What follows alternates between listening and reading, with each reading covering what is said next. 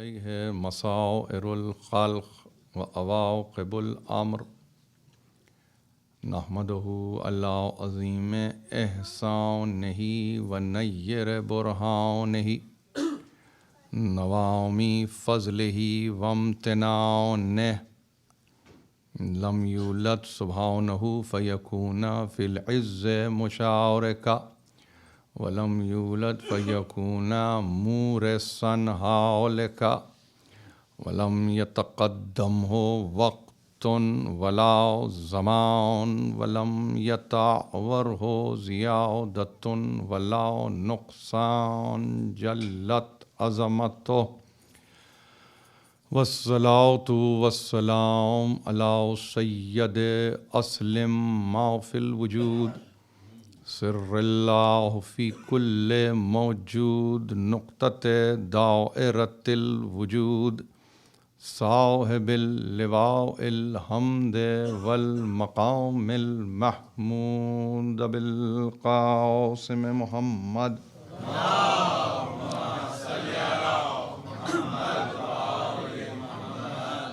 وأہل بیتہ الطیبین الطاہرین المعصومین المظلومین الذین اذھب اللہ عنہم الرجس وطہرہم تطہیرا.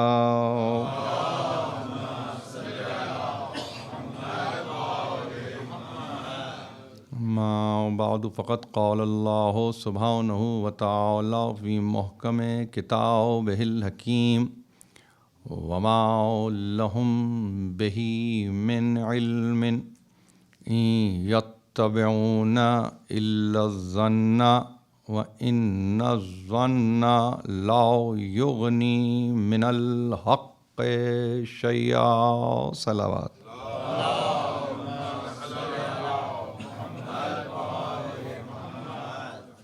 سلسلہ کلام تیسری منزل پر بعنوان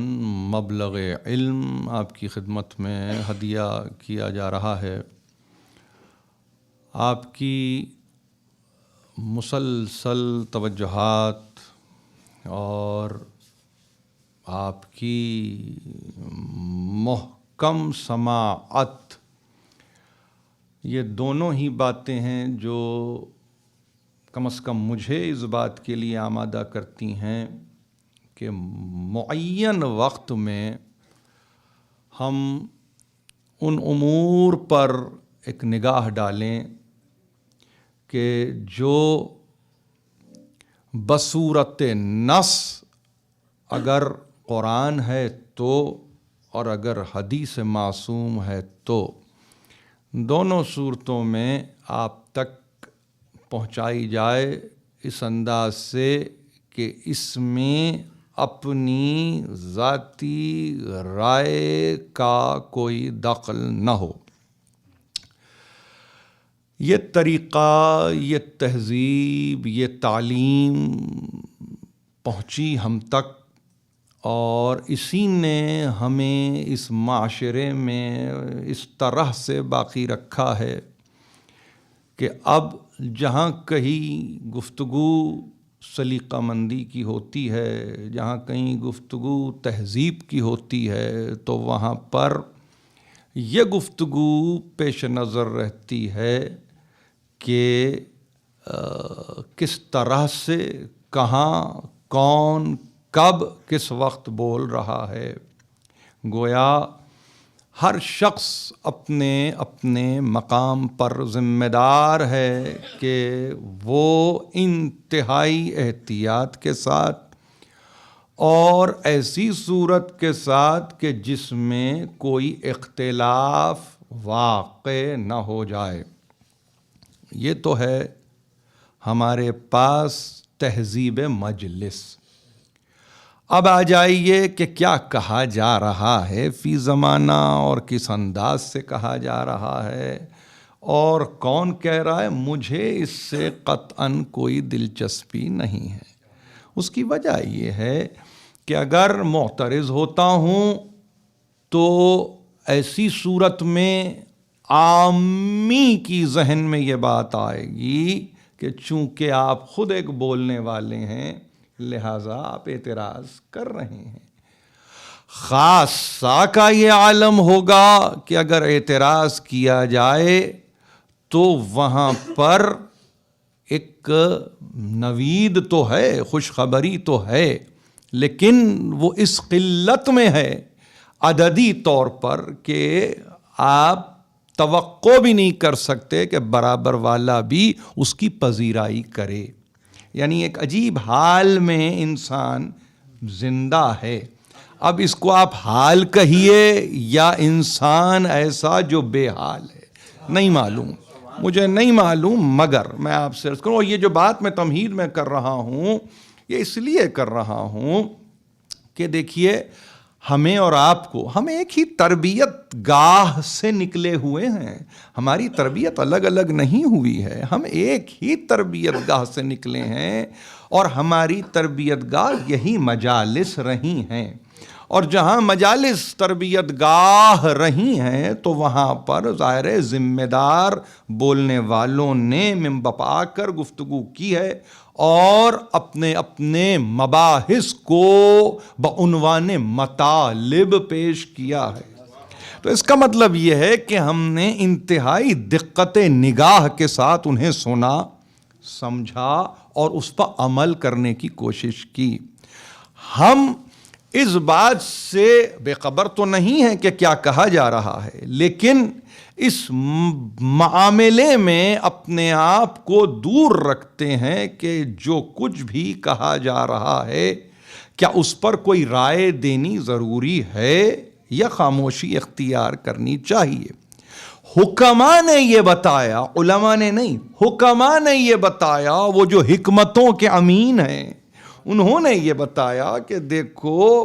پرآشوب دور ہے، مغدوش زمانہ ہے،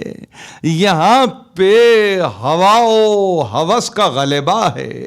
اس میں اگر فرد ہی اپنے آپ کو درست رکھ سکے تو وہی مناسب ہے۔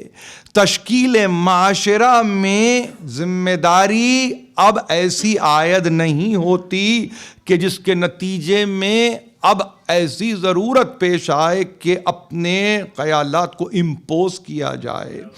دنیا لبرل ایٹیٹیوڈ کے ساتھ آگے بڑھ رہی ہے، دنیا وسعت قلب کا مظاہرہ بھی کر رہی ہے، دنیا تحفظات ذہنی کو پیچھے ڈال کر آگے بڑھ رہی ہے، سب کچھ اپنے مقام پر ہے، مگر ایک عجیب کشمکش کے عالم میں اچھے لوگ، اچھے اذہان، اچھے افراد اپنے آپ کو مسلسل پیچھے پا رہے ہیں اور حیران و پریشان ہیں کہ کیا کیا جائے۔ میں نے اگر یہ گفتگو سرنامے میں کی تو فقط اس لیے کی کہ میں ان تقاریر کے ذریعے اپنے بزرگوں کو متاثر کرنے کی کوشش نہیں کر رہا ہوں۔ وہ سماعتیں یہاں موجود ہیں کہ جنہوں نے گزشتہ 60 برس میں کم از کم، اب اس عمر کے لوگ ہمارے مجموعوں میں بیٹھتے ہیں کہ جو آرام سے کہہ سکتے ہیں کہ ہم نے سن 50 میں فلاں کو سنا، ابھی ایسے لوگ باقی ہیں، ایسے لوگ باقی ہیں اور ان کی یادداشت بھی باقی ہے۔ ان کے لیے ظاہر ہے کہ یہ مجلس کوئی ایسی خاص بات نہیں ہے، یعنی میں اپنے بولنے کے تعلق سے مجلس کی بات کر رہا ہوں، اس لیے کہ انہوں نے سنا ہے ان کو جن کو سنا جانا چاہیے تھا۔ اب کیا سنا جا رہا ہے اور کیا سمجھا جا رہا ہے یہ ایک دوسری بات ہے، یہ ایک دوسری بات ہے، لیکن اس